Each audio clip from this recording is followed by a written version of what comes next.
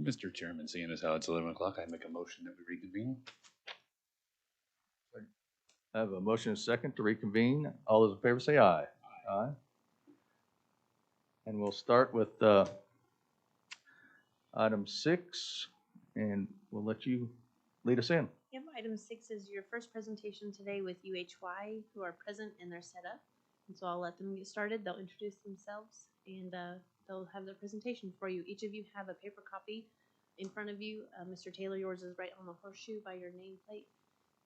And Motion to receive report. Thank you. Second. have any of those questions?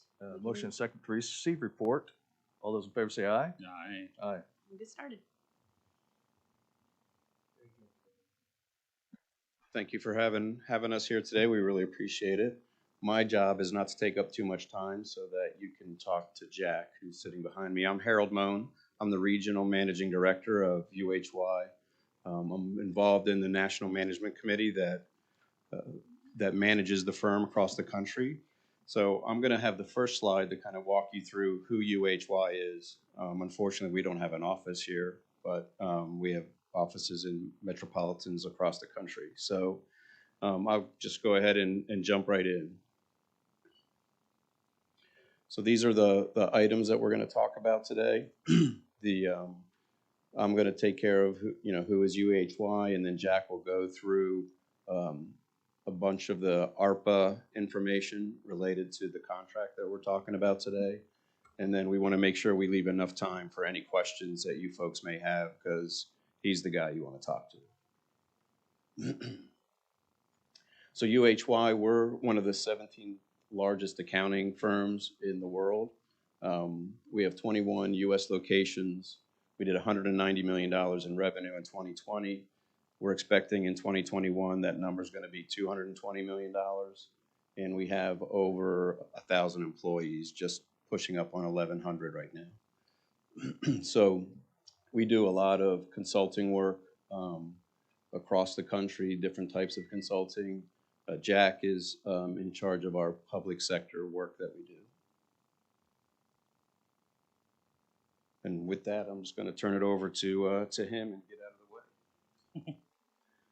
Thanks, Harold. Hi, Jack Regan. I'm a managing director with UHY out of our Columbia, Maryland office, although I'm traveling pretty widely right now, helping folks do exactly what you're doing here today.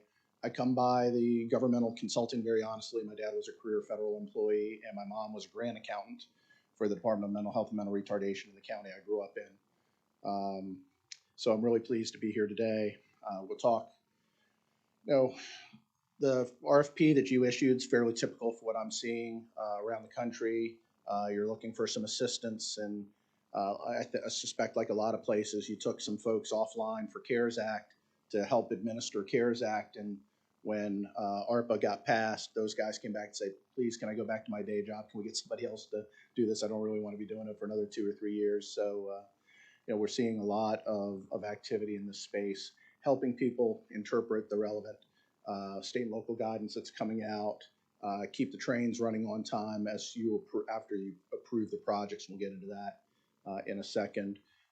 Develop good, transparent reports at management, elected officials, relevant stakeholders in the community, and then obviously Treasury will be able to use, provide any sort of ongoing training as things change, and usually they change at Friday at 4:30 in front of a holiday weekend. So I'm living in fear of what's going to get dropped on us next Wednesday, because it really, if past is prologue, you can bet that's going to happen. And then be there when invariably the Recovery Act Board comes in and does a little bit of their oversight, making sure that we're there to advocate for you in that process. We've developed a 3-phased process. You're smack dab in the middle of phase 1 right now, which is setting your strategy, where you're trying to align the interests of the community and what they want this money spent on, what the elected officials would like the money spent on, what staff would like money spent on. And what I'm seeing is this gigantic funneling effect. You've got so much money, you're going to have 2 or 3 times worth of project asks, and you've got to have a funnel, which I'm calling the guiding principles, to set out and develop so that you can evaluate those proposals coming in against these guiding principles to skinny it down to the money that you're ultimately going to be spending on this. Once you decide which projects you're funding, then we move into the continuous monitoring phase and the transparency phase. Continuous monitoring, traditional contract management, where you're going to have someone oversee to make sure that these funds are being spent appropriately. And you're going to have someone continuously monitoring payroll spend, non-payroll spend, and for the nonprofit community, there are some pretty straightforward rules about how the nonprofit community that receives these funds have to be monitored as subrecipients. So in that phase, we would be doing that monitoring on a really regular recurring basis. Certainly every month we'd be getting reports to you that shows, hey, here's how much we monitored, here's how well it's being spent. And then that ties right over into the monthly and quarterly reporting. I think it's extraordinarily important that the elected officials, in exercising their oversight on how this money is being spent, get regular recurring reports on how this money is being spent. It needs to be aligned with the quarterly reporting cadence that is out there for reporting to Treasury, as well as the annual performance plan, which is going to be due in, I guess it's July from here on out every year on a go-forward basis. As we're developing those guiding principles, this is our representation of the different constituents that need to weigh in on this strategy that's in the middle. You obviously have the county clerk, you have your elected officials, businesses, nonprofits, other interested parties, all weighing in on that. And the act is pretty strong in making sure that you demonstrate, and in your annual performance plan, you need to demonstrate how you have constructively engaged the community to get to form that strategy, and how you've engaged them to figure out where you should be spending the money. And this is my funneling slide, or my representation of the funneling slide, where you've got all these projects coming in that you have to skinny down into what areas and what projects you actually want to approve. And then once you approve those projects, you have to have good internal reporting to allow you to figure out and report that money up to the treasurer, to the controller, to the commissioners, and ultimately aligned with the reporting areas that go to Treasury. For a county your size, the other thing you need to be aware of, especially the annual reports, will have to be published on your website. So there is very much a transparency, and I'm at least trying to encourage my clients to think about how some of these quarterly reports can be created and produced so the constituents know how the money is being spent, and being very transparent to them. A lot of places, and I think I saw on your website as well, you have an ARPA section on your website that's going to ultimately get populated. And I think that's really, really important to think as we get started on this, how things need to be reported up, and sort of work backwards to make sure that that transparency occurs. I'm going to start rat-a-tat-tatting through your questions that we were asked to prepare now. That's a brief overview of our approach.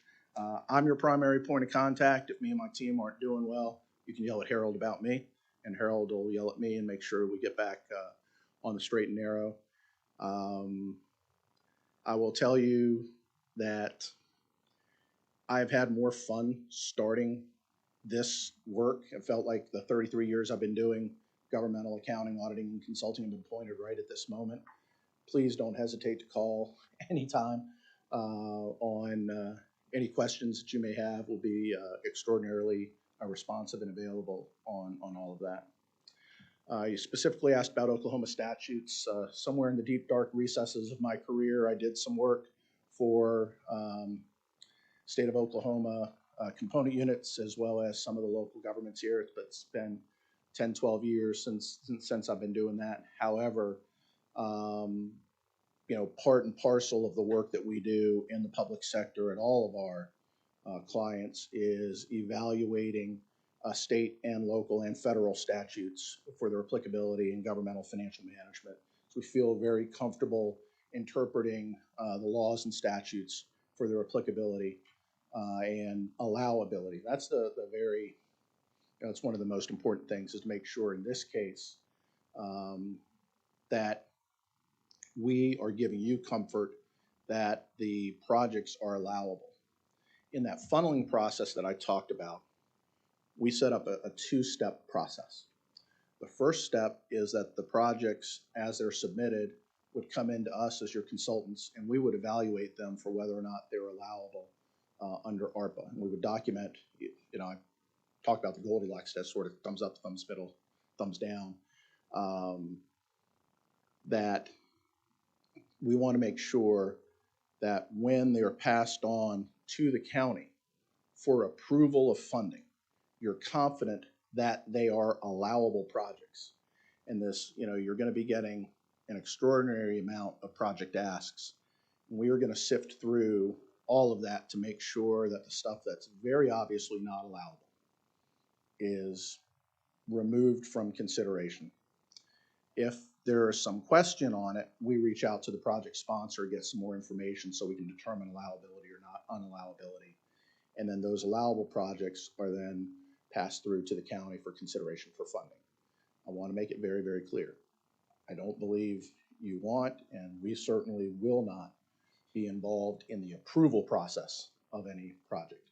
We'll give you the allowability, but it's going to be, the approval of the projects is a governmental function, and that is not something that is in our purview. We're doing this around the country already. We have been involved from early June with the city of Detroit. Detroit's getting $825 million. I'm working as a quality control reviewer on that engagement. Personally delivering services to Anne Arundel County, which is Annapolis, Maryland headquarters, or the capital of Maryland. They're getting $115 million. We just recently started with Bristol, Connecticut. I have to do that every time that I hear Bristol, because there's one of the gentlemen that's on their advisory committee who's fairly high up at ESPN, so I have to do that every time. And then we recently were appointed here in Cass County, Missouri. So we're doing it quite a few places around the country, and I feel very confident in saying there aren't too many firms nationally that are doing more of these engagements already than we do. So we bring that network and that perspective of working on multiple ones of these to the county, provide you insight and feedback. In starting these projects, what I found is that development of these guiding principles that I talked about earlier is an absolutely critical step. You need to have something that you are going to evaluate these projects against to make sure that they align with all of those constituencies that we determined earlier in those guiding principles. And I'm not talking about a 20-point, guiding principles.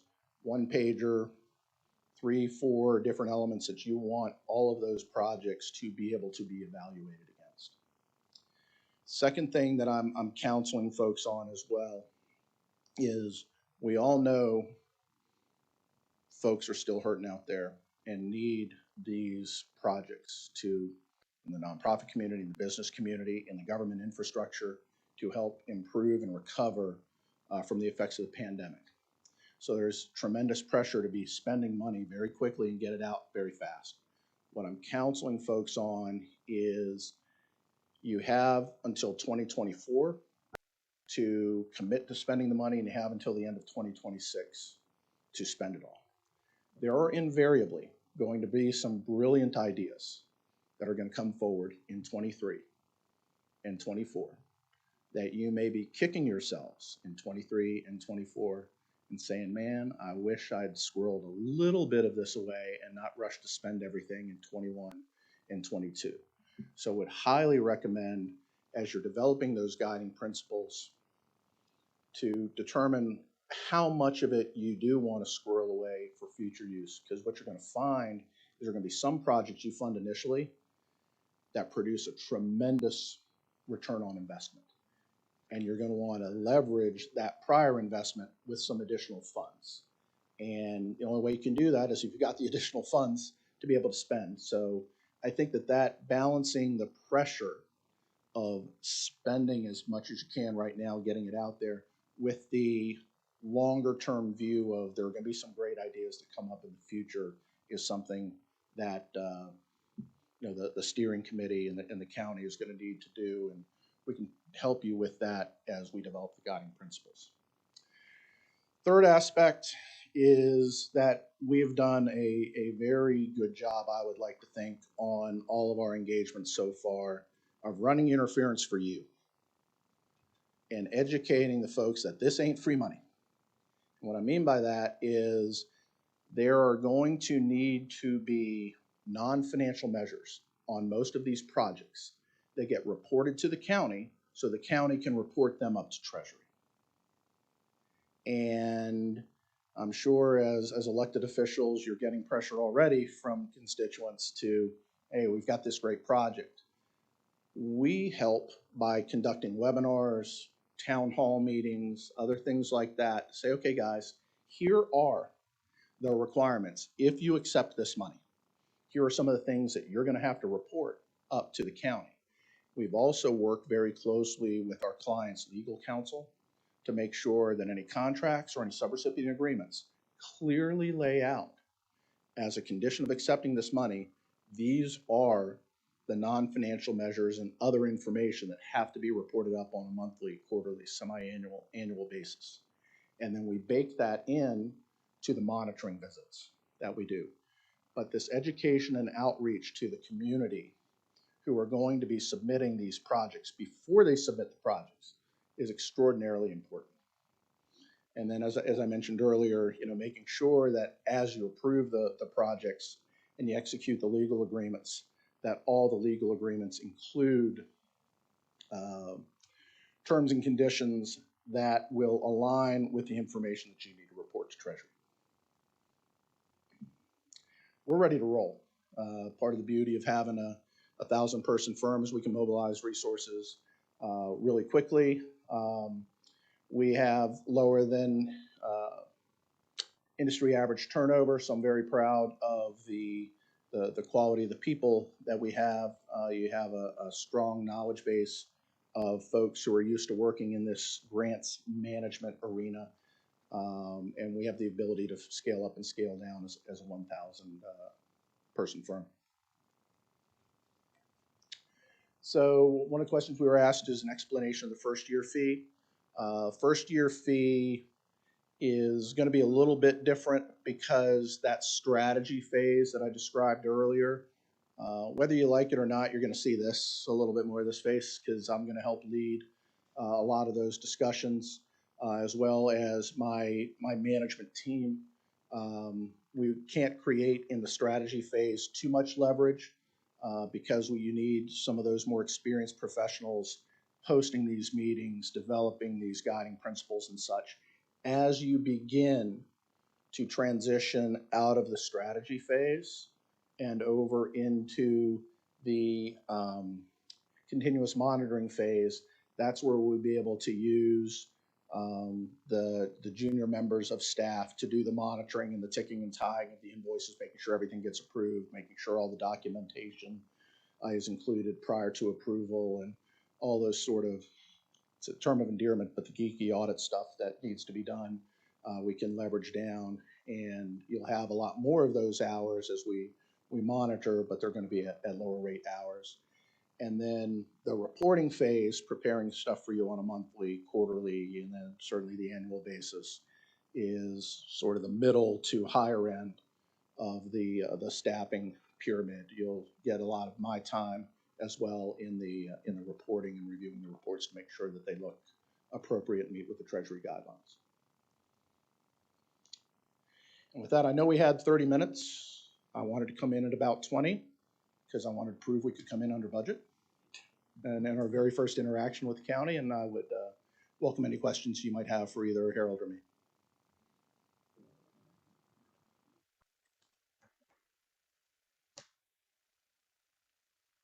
Can you, first of all, thank you for coming.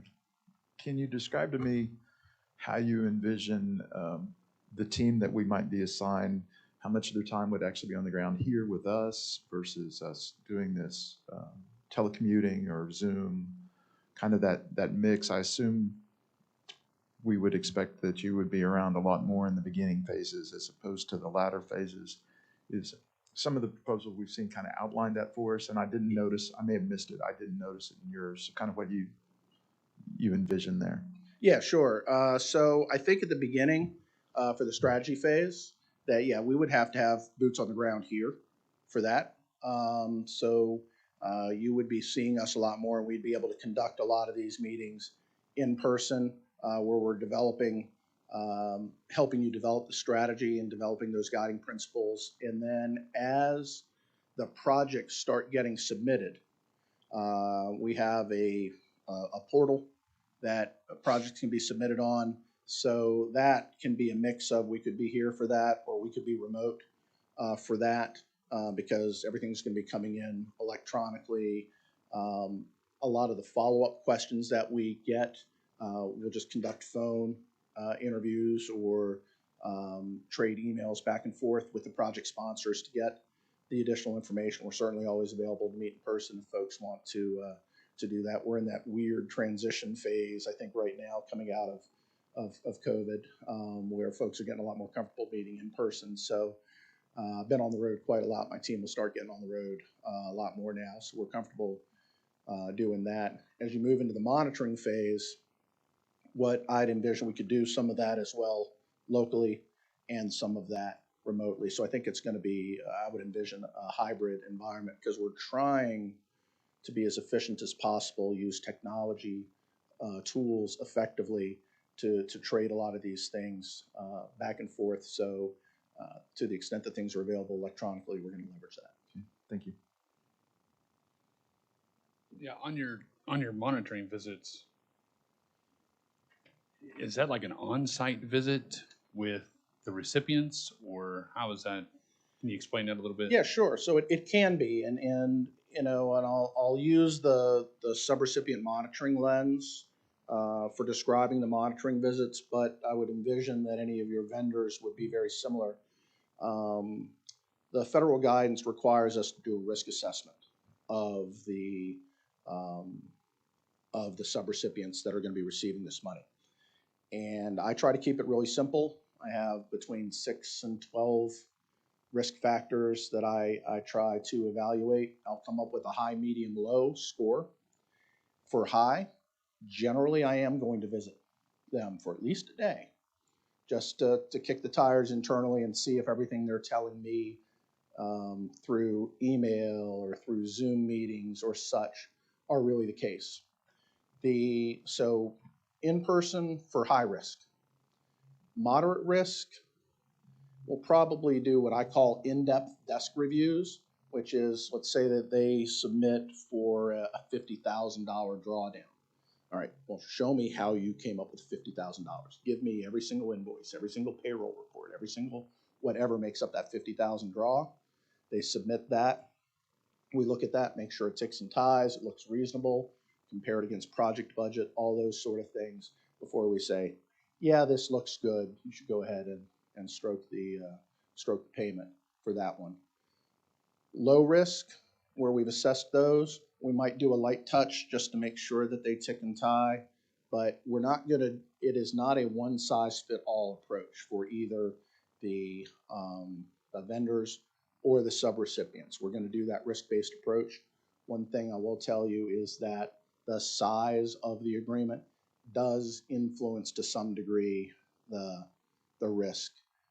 It's a little bit disingenuous for me to say, yeah, this is a low-risk auditee if you've got or a low-risk entity if they're getting a $5 million project that is one of the biggest ones, and they're splashed on the front page of the newspaper and all that about how they're spending. Part of the lens for the risk assessment is the dollar size of the project. One of the reasons we're looking for a firm to help us with this is to try to prevent expenditures being invalidated and then recoupment. Can you describe for me the way you understand the recoupment process would work in terms of our expenditures are found invalid?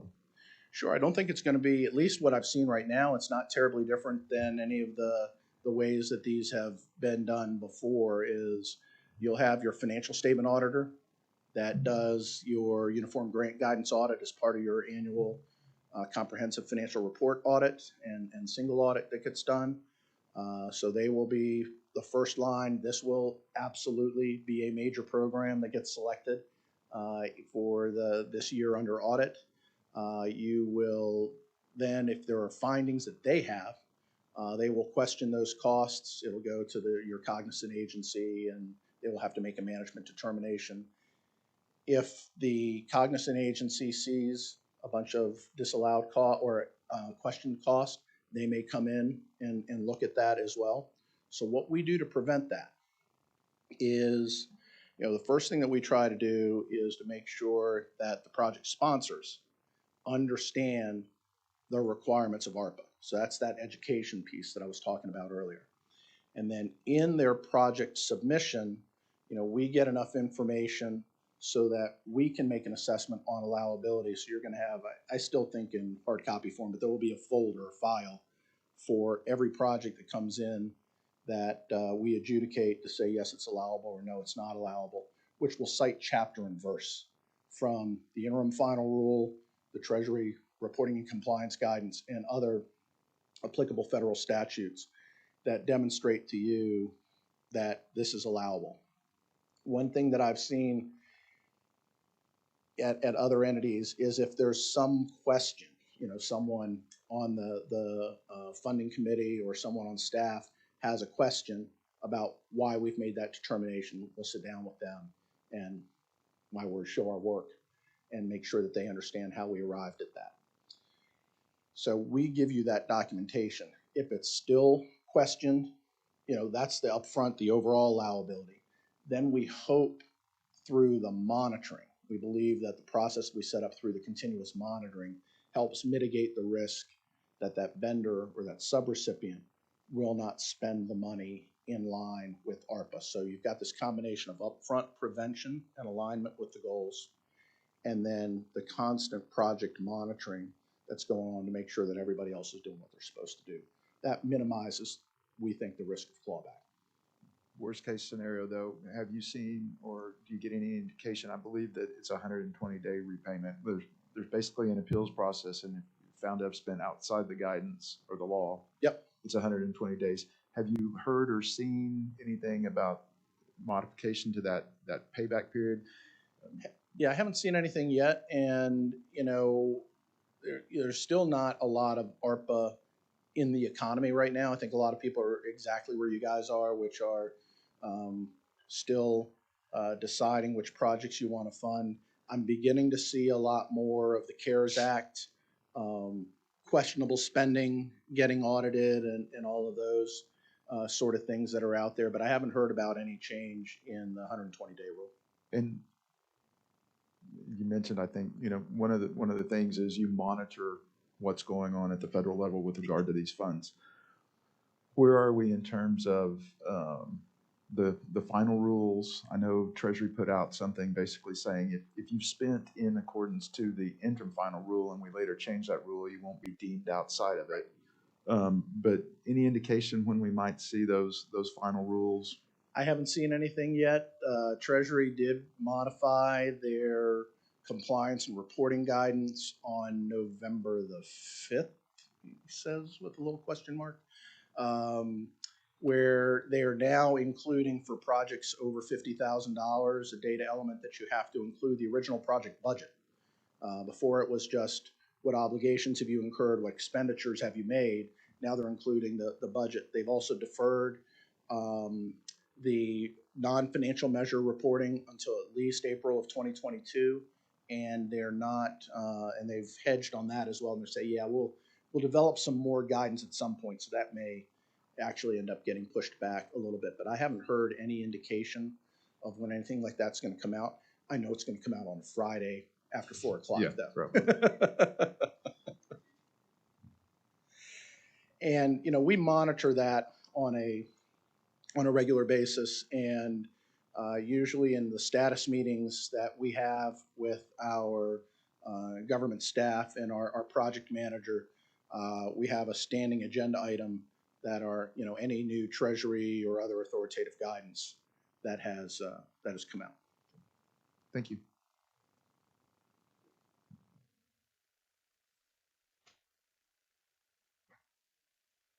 You guys have anything? I could probably go on for a little while, but I'll give you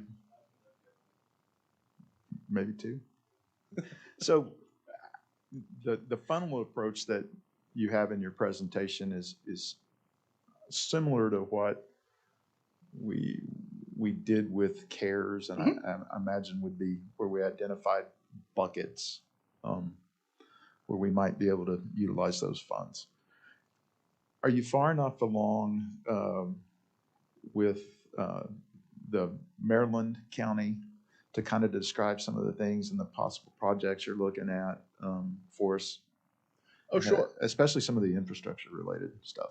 Yeah, so they are doing, on the infrastructure side, they have a infrastructure resiliency authority that they just started.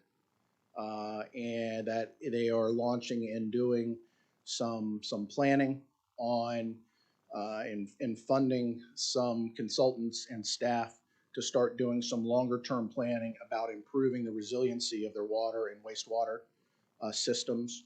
We are seeing they're about, and I just saw it yesterday, they've got about 8 different projects where they are improving the capacity of the water and wastewater systems that they want to get that funded.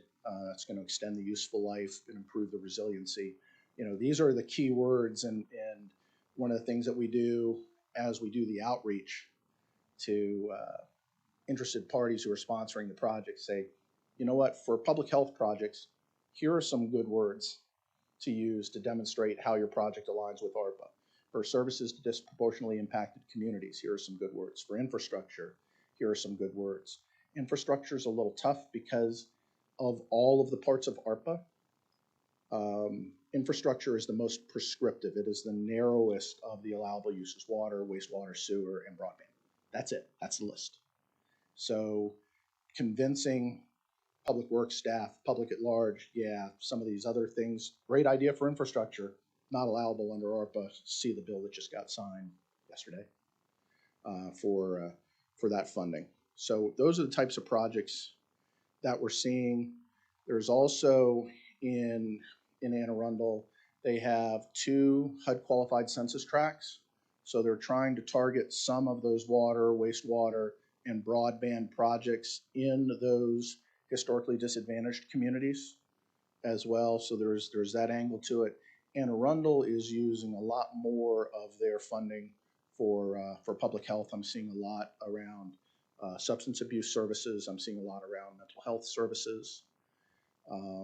Local governments as well. I'm seeing a lot of projects infrastructure-wise.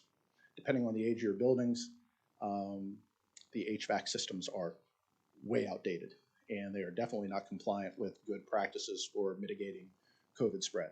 So a lot of places are investing in some of those internal infrastructure that you've never had a bucket of money like this before, that you've been able to do those sort of needed projects because there are more pressing projects outside of the government to do that with. So those are a couple of the areas we're seeing. Michael, 2 more real quick, and then ARPA is just one pot of money, if you will. Yep. Are you also helping your clients to identify where there might be other pools of money that they might be able to access? Yeah, we can. I mean, we're keeping our finger on the pulse of all of that. One of the things that I'm seeing is because of the ESSER money that's going to the public schools, there are a lot of discussions, like, I don't know what's going on here. I apologize for that. But I know back in Anne Arundel and a lot of our counties, we're struggling with bus drivers for the school kids to get the right number. And we're implementing a lot of premium pay, and there's a tug of war between the schools and the county as to whether, you know, who's going to pay for the premium pay for that. Is it can come out of the ESSER bucket, can come out of the county ARPA bucket.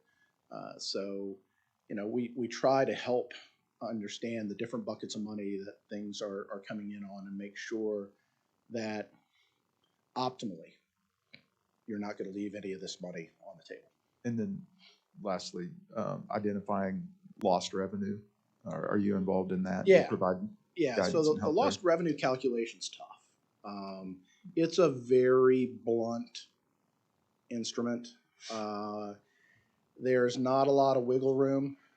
So, unless you really got smacked with downside revenue, a lot of my clients aren't able to claim the lost revenue because they just don't make the calculation. They may have, like one of my clients has a child care fund that's supposed to be economically self-sufficient.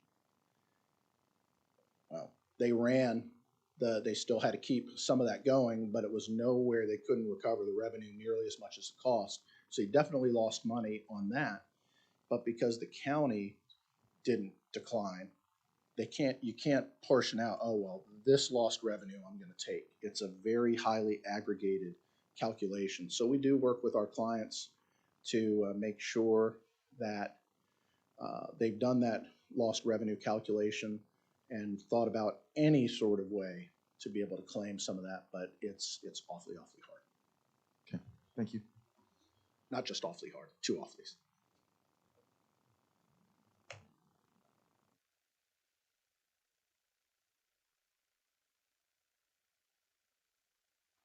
Well, when you let Joe have too many questions, they already answered mine.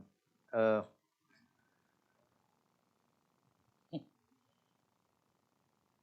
guess if you have no further questions, either one of you will, any words in closing? I'll turn it over to my boss for that one. Got to get him back up after listening to me. Yeah, so, I mean, I'm just going to close. I'm not going to take a lot of time, but, one thing that I just want everyone here to know is that nationally, we're committed to this practice area and helping out our government counties and cities and so forth across the country. The other thing you'll get from us is not kind of like what I would consider, in my simple terms, a project in a box where we're going to come in and make you adjust to what we have planned for the process. One thing that I think that Jack has learned with a bunch of his clients already, and we've been pretty nimble in that area, is just adapting to their processes, right? So some of the people we're working with, it's not, I would say, is less technology based, the exchange of information. In other ones, it's pretty high level technology that, Jack can do it all from his office, basically. I think we're committed to adapting to what you have as far as needs. We have no problem being here. So we'll come whenever, whatever, based on the initial meetings, we determined that what you guys need from us, we're going to give to you. So we're flexible in that way. So I just want to make sure, I thought from some of the questions there was some, he's got his templates and his work product. But as far as how we deliver on that, we're flexible when it comes to that. We appreciate you guys having us. Hopefully we look forward to working with the county going forward on this. And if you think of any questions afterwards, I would just say, reach out to Jack or myself. And I appreciate your time today. Perfect. Thank you. Thank you.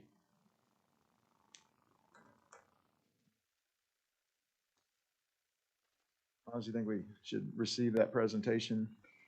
Or we received the document, but just to be safe. Parliamentary, no, but whatever.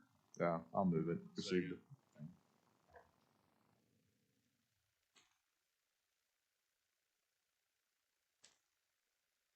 Motion is second to receive the presentation. All those in favor say aye. Aye. Aye. Again, thank you guys for coming. Thank you very much. Appreciate that.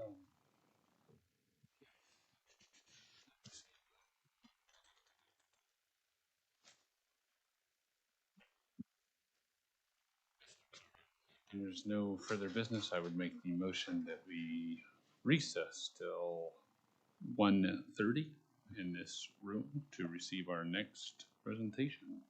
Miles, let me ask you guys about something, and Chantel as well. They mentioned if we have questions, feel free to reach out to them. I'm assuming all of the people that are making presentations today will say that to us.